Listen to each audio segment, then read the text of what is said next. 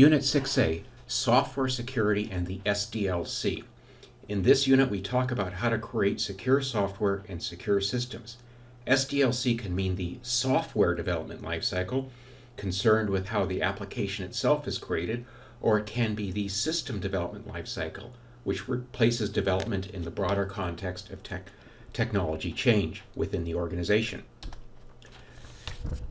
Without software, a computer would simply be an interesting experiment in an engineering lab. Software gives value to computers by using them to support day-to-day activities of business and commerce, government, and individual convenience. Secure software needs to rely on security provided by the underlying database management system and operating system, but the software itself needs to be designed, built, and operated securely. If it's not designed, built, and operated securely, then the controls of the underlying operating system, database, and hardware are all for naught. They just can't be applied effectively. Software supports specific business function, makes computers valuable, gives them value within an organization, directly processes information with value to the organization. This value may have existed prior to the computers in paper form or whatever, and it had value then. And it's got value now, but it's on a computer, so it has to be secured on a computer, and the software that processes the information needs to be secure. Software is directly exposed to end users, by definition, and often exposed to the outside world in the case of web-based applications. Software, therefore, must include controls to protect the value to the business of its information from the exposure to end users in the outside world. There is this mediation between end users and the valuable data and the outside world in the case of publicly available interfaces that software is uniquely positioned to provide. Why is software security an issue? Well, historically it wasn't considered all that important. Systems were isolated. The attack surface was smaller in pre-internet days. In pre-networking days, it was even smaller still. I mean, consider a time-sharing system in the 70s or a punch card-based system in the 60s and 50s. The attack surface of those machines were measured in very small individuals and physical locations. That has changed radically, but the habits of software development haven't changed accordingly. Security often was and still is implemented in other technical and physical controls. It was initially in the province of physical access, meaning gates, guns, and guards, and operations, as in procedures for processing information. On the level of technology, security meant secure operating systems and network communications, meaning that historically, when security was being developed and considered for computer systems, it was areas other than this software or the application software itself that it was implemented at the network level, in the operating system, and in the hardware.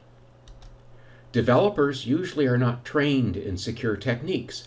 What your typical web-based developer learns oftentimes does not involve secure programming, secure design.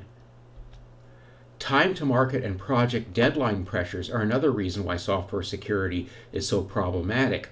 When you have to get something to market, when you have a project deadline to make and you have to make trade-offs, oftentimes it's security, because the absence of a security function doesn't manifest itself until somebody tries to attack that software, which can happen well in the future. There's a habit of release and patch, which some software vendors have gotten into, which unfortunately a lot of in-house development teams do as well, where the philosophy is, we'll release the software as it is that meets the functional requirements, and if there's a problem with it, if users start reporting bugs and so forth, then we'll just patch it. So rather than developing quality secure software to begin with, you release adequate software and then figure you'll fix it later. There's an inability of customers to influence software security. The end users, the organizations in some cases, just don't have the political or economic clout to make the software more secure. And even if they did have the clout, in many cases, customers just don't consider security a priority. When was the last time somebody used security as a make or break decision-making criteria when acquiring a system or building a system? Different environments require different types of software. Operating systems provide security in addition to applications. Physical use may provide security in the sense of if you have desktop computers that are located in a secure location and that's your only end user environment, you have some physical security you can rely on there. You may in some cases have operational or administrative controls providing security, again mainly in an internal environment. Functionality typically trades off with security. You can have more functionality or more security. Software that does one or two things very well and very reliably can be very secure, but only doing one or two things often doesn't provide the users with the functionality they want. Software that does everything a user could possibly want to do with it oftentimes has inadvertent trap doors in it that a user will fall through and end up in an insecure state. There's also basic design decision of should software be secure by default or usable by default. In some cases, securing software by default, meaning if it fails to a secure state, makes the software by definition unusable. Failing open may allow the software to still be used at the risk of a considerable security flaw. Software in many cases is the last boundary to enforce security. Internet commerce requires providing access to software on public networks that have few if any security controls built in. You can't assume any physical or administrative security on the internet. Nobody cares what your security policy allows or forbids. They may not even read your security policy. Network security and operating systems provide some protection, but particularly for internet-based applications, the software itself has to enforce business rules. The different environments, in terms of operating system, physical use, and administrative controls just don't apply in many cases. A system is bigger than an application. It includes hardware, network, and other infrastructure that must be designed, deployed, and maintained, and at the end of the life cycle, disposed of. The system development life cycle is more than the application. It includes the support infrastructure. It defines how a system, which may include software, comes about, is managed, and replaced. It includes basic phases of initiation, acquisition or development, you can buy it or build it, implementation, how you put it in operation, operation and maintenance, how you run it and how you fix it when it breaks, and disposal, when it reaches the end of its life, what do you do with it?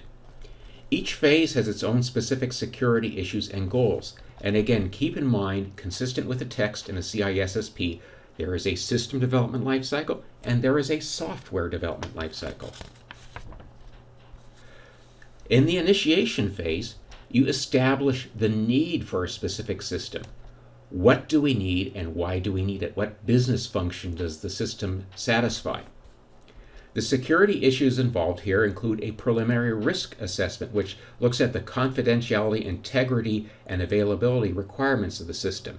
In the initiation phase, security is involved by performing and assisting with this preliminary risk assessment. Acquisition development phase includes requirements analysis, and if you're going through a buy or build decision, a third-party evaluation. Which accounting system will we buy? Will we buy Oracles or will we buy SAPs? Security issues here can involve a formal risk assessment. Based on the initial risk assessment done previously, this risk assessment is refined and incorporated into the requirements and design documents, and it should include test plans and operational security requirements, how the software should be operated in production to ensure its security. It includes security functional requirements. Functional requirements concern the observable behavior of the software, like how it processes user authentication, how it controls access to various functions, and so on.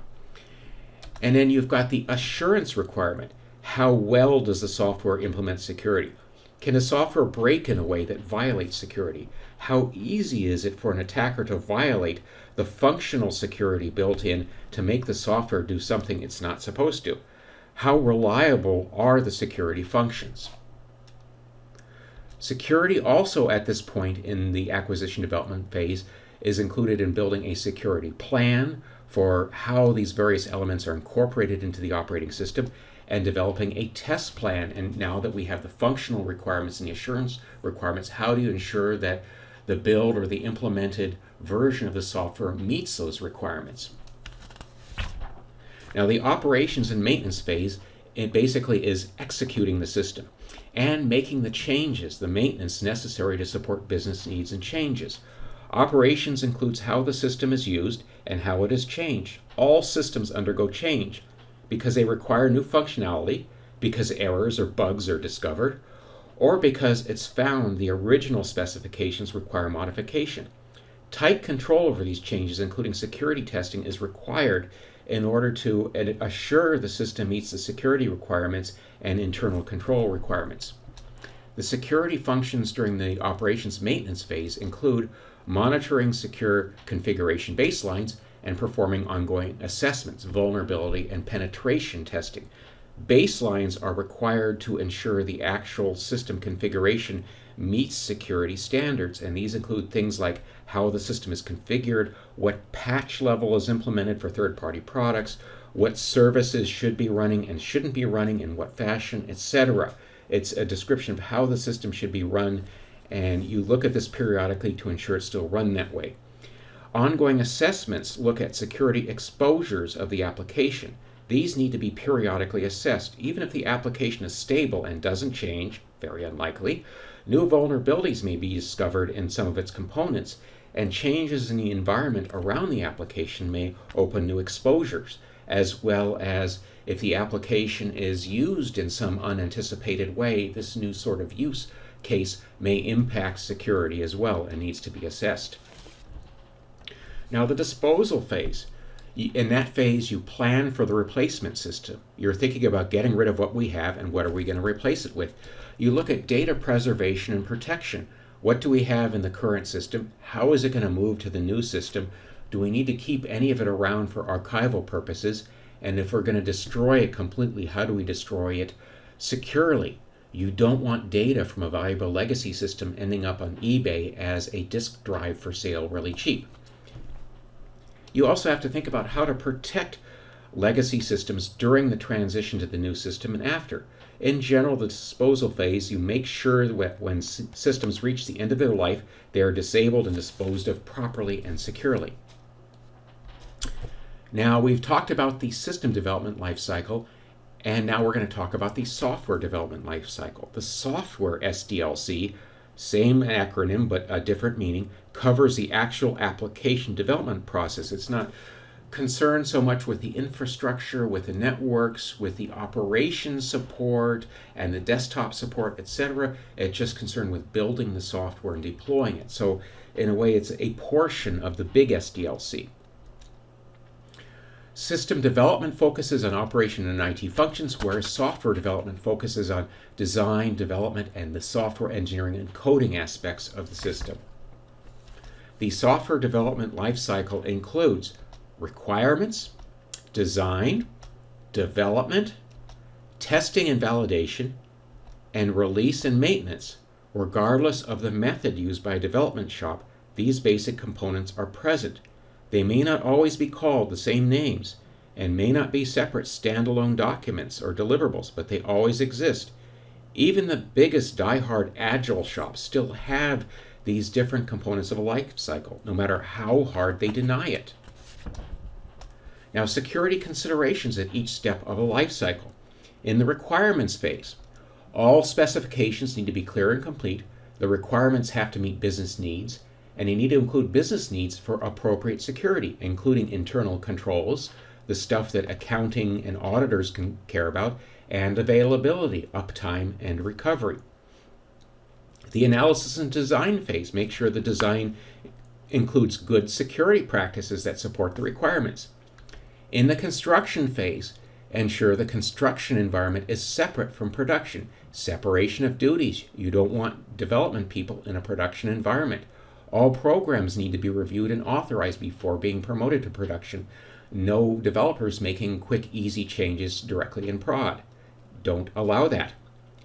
In the implementation phase, you need to include proper testing and ensure that any development-specific access, things like debuggers, frameworks specific to a dev environment, development accounts and passwords, etc., are removed before moving into production. And then lastly, maintenance and operations needs to support the security features of the software. All steps of the life cycle require security. In the requirements phase of the software development lifecycle, you look at the business need and the scope for the application. What do you need and what is the application going to encompass? You need to come up with a conceptual definition, document and get consensus to ensure that you have the business commitment behind this system. The security requirements here include ensuring that requirements include security requirements, functional and non-functional. Non-functional is what we called assurance previously, but it's the stuff that means an attacker can't break security. Functional is things like when does a user log in, how long does their password need to be, how does the password get expired and changed, etc. You'll perform a security risk assessment during the requirements phase, a privacy risk assessment if you're dealing with personally identifiable data, PII, which is often subject to specific legal requirements, and you look at a risk level acceptance. You get the business to buy into, here is the level of security risk we're going to accept, and anything beyond that we won't accept. Security requirements, functional and non-functional, use CIA, confidentiality, integrity, and availability. Functional requirements are what the software must do. This includes authentication, access roles, event logging. Non-functional can be described as what must the software not do. It keeps security from breaking under pressure if an attacker tries to exploit an application via unexpected erroneous input or some other mechanism that was unanticipated. The security risk assessment involves threats, vulnerabilities, and countermeasures. Who would try to attack the software? What methods would they use? What could be lost or damaged, and how do you minimize the risk? In the privacy risk assessment, you look at personal information stored or processed by the application.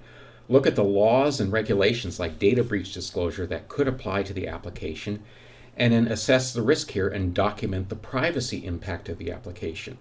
And this oftentimes involves legal folks in addition to security folks. And in risk level acceptance, as I mentioned before, what risks does the business need to minimize, and how much will they apply to do so? Now, during the design phase of the software development lifecycle, you define the internal requirements, the internal behavior of the application, and you map those to requirements.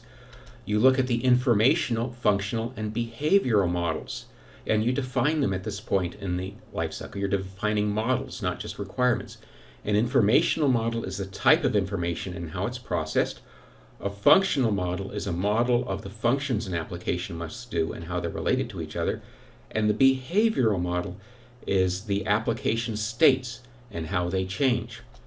Sometimes the split between analysis and design isn't real strong. Sometimes this is dealt with in the same phase, in a design phase, and sometimes your methodology will say that analysis is a different phase from design. In that case, analysis is what the system does versus design is how to build the system. Security, in a sense, in this particular phase involves attack surface analysis, which is looking at the attack surface, what the attacker can use to exploit or misuse the software, the Achilles heel of the software. What sort of interfaces and interaction does the software have? It's kind of like looking at the plan for a house and figuring out the different ways a burglar could break in, some of which may not be obvious, some of which we say, no, nobody could possibly enter through the chimney. Well, guess what? Somebody tries doing that. So that's what attack surface analysis is about. It's how many different ways can someone break in. You also do threat modeling, which is you understand the potential threats, how they could be used to attack the software. Look at the motivations and capabilities of threat agents and develop scenarios of how they could feasibly attack the applications. Given these scenarios, you then need to figure out ways to defend against the attack and ensure that these ways to defend against the attack become part of the overall design of the system itself. In the software development lifecycle, we now have development, which is create code, documentation, and implementation plans, including test plans. Security aspects here include secure coding standards, which govern how developers build code. Secure coding standards attempt to prevent common practices and unfortunate common practices that may leave applications vulnerable to security attacks, and also standardize how developers approach security. A coding standard may specify standard methods for authenticating users, so you can be sure software uses the same method regardless of who did the coding, and so that you can manage authentication in one central place And if there's a flaw in this central authentication method, you only need to fix it one time. You also look at analysis of code. For security errors, it can be manual analysis, kind of peer review, or you can use tools that are called static analysis tools. Static analysis tools automatically review code for security issues without actually executing it. It's kind of like they go through the code and look for various statements and so forth where valuable or powerful operations depend on something that hasn't been sufficiently vetted and edited and analyzed previously, and report this to you as a possible error. And there's a lot of commercial products that do this, or maybe a few commercial products. The one I'm most familiar with is one produced by HP called Fortify. You just take your code base, it goes through it, parses it, and comes up with a list of areas in your code that may present security flaws. Testing and validation. Testing includes unit testing, which is when you test each component as developed. Integration testing, testing components together. This may sometimes be called string testing because you're stringing units together to test them. Acceptance testing, a test that the requirements are meant as accepted by the business. It basically is the business saying the application you have developed is acceptable based on the requirements we have specified. Regression testing is after a change in an application, make sure that all prior tests are valid, make sure that nothing else breaks as a result of the change. Now, for the security aspects of testing, including test possible ways an application may act when provided invalid input. Assurance testing. Can the application be broken in a way that causes it to violate security? And there is a nifty method for doing this called fuzzing, automatically testing variants of input to generate all sorts of incorrect input, then see if the software fails. Fuzz testing or fuzzing is a black box software testing technique, which basically consists of finding implementation bugs using malformed or semi-malformed data sent in an automated fashion. You have programs that just feed stuff in to your test program that is a little bit off, a little bit wrong, and then analyze how the program behaves. And if something crashes in a very bad way, that's a flaw. Software development lifecycle. Release maintenance consists of fixing errors and making enhancements post-release. Security is involved in terms of ongoing detection and fixing of security vulnerabilities as part of release maintenance. Software development models. I'm going to talk a little bit here about the waterfall model, the spiral model, rapid application development, and the ever-popular agile. I've omitted some models discussed in the book, for example, build and fix, because that is actually more the absence of a model. That is, we've decided not to use any systematic way of doing things. We'll just I call it the spaghetti model, actually, because you throw it against the wall and if it sticks, it's done. You know, kind of like how you cook spaghetti without a timer. People who do that way have walls that are not much to look at. The V-shaped model I omitted because it really does look a lot like the spiral model, and I haven't seen this one in practice ever. And prototyping and incremental, I consider them to be more methods than models. Now, of course, the book follows the CISSP, so if you take the CISSP exam, do what the book says. But I'm telling you, build and fix isn't a model. V-shape, I've never seen in practice, and really it is pretty much like spiral, and prototyping and incremental are methods that can be applied in any of these. The waterfall model is linear sequential in its strictest sense. Once you finish a phase, you don't go back. Water doesn't fall uphill. Remember that. It is strictly sequential.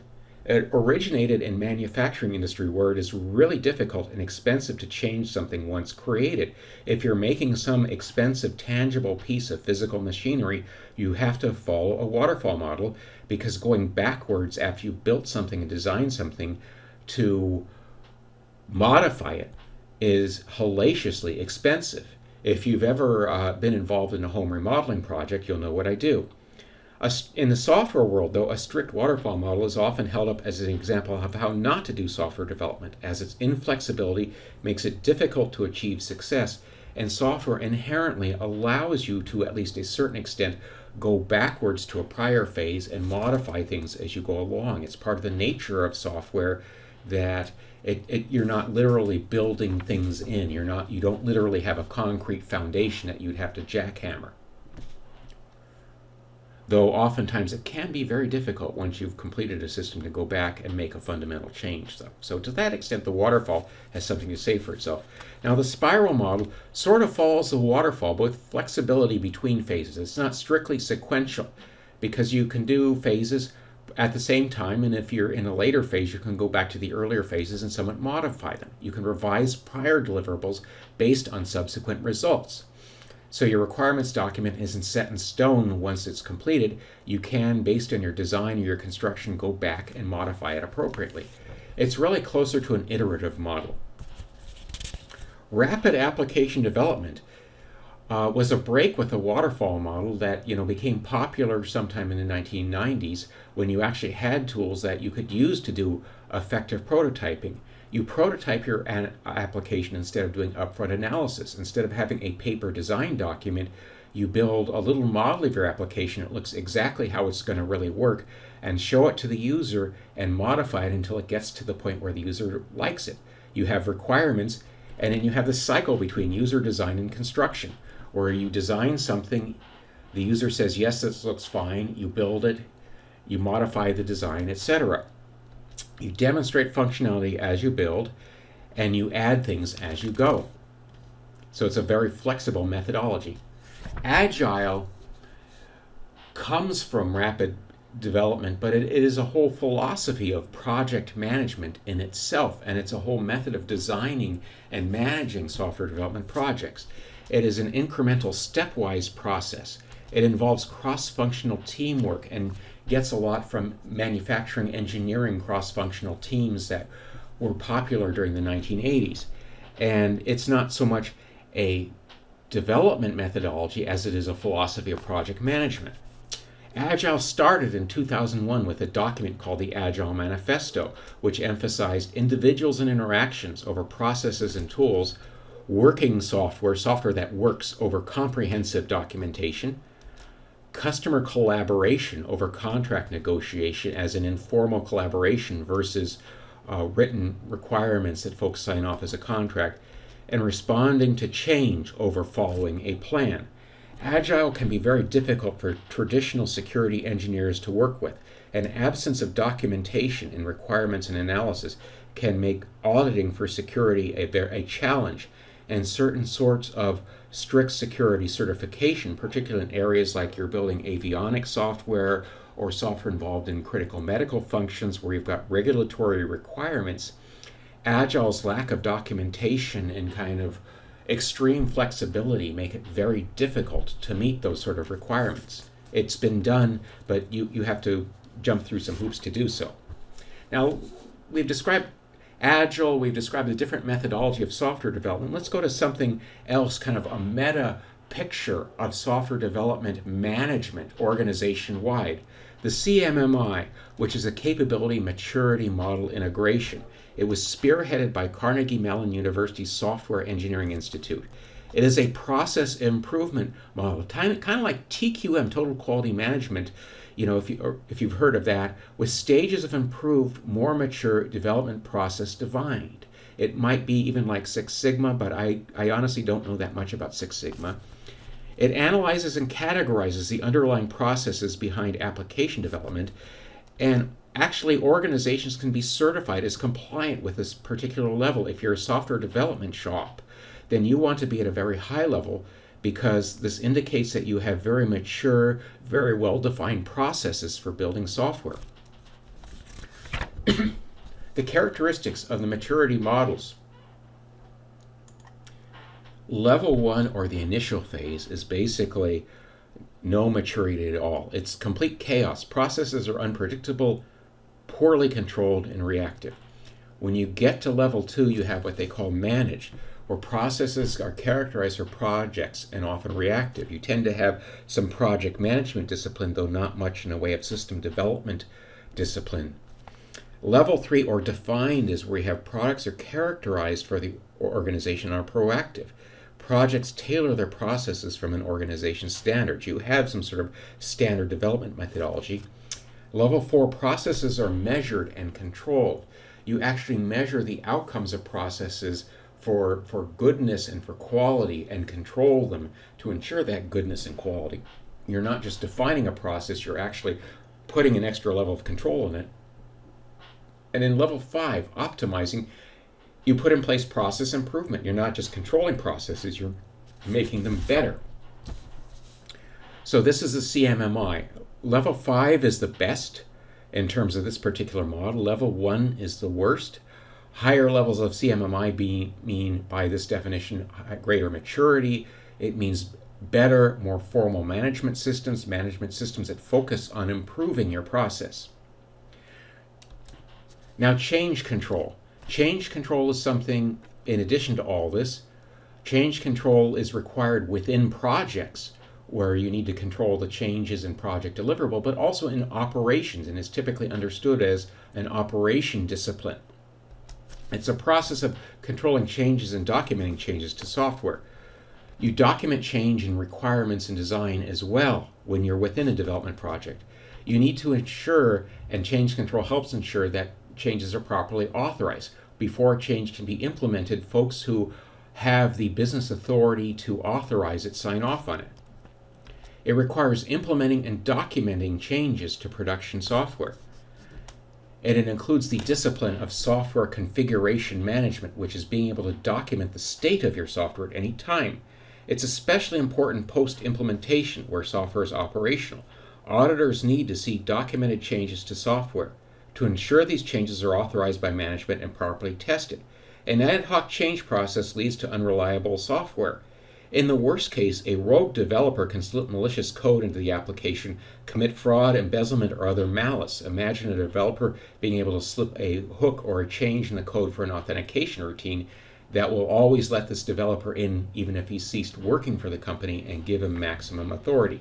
That's the sort of thing that your change control process needs to preclude. And that's it.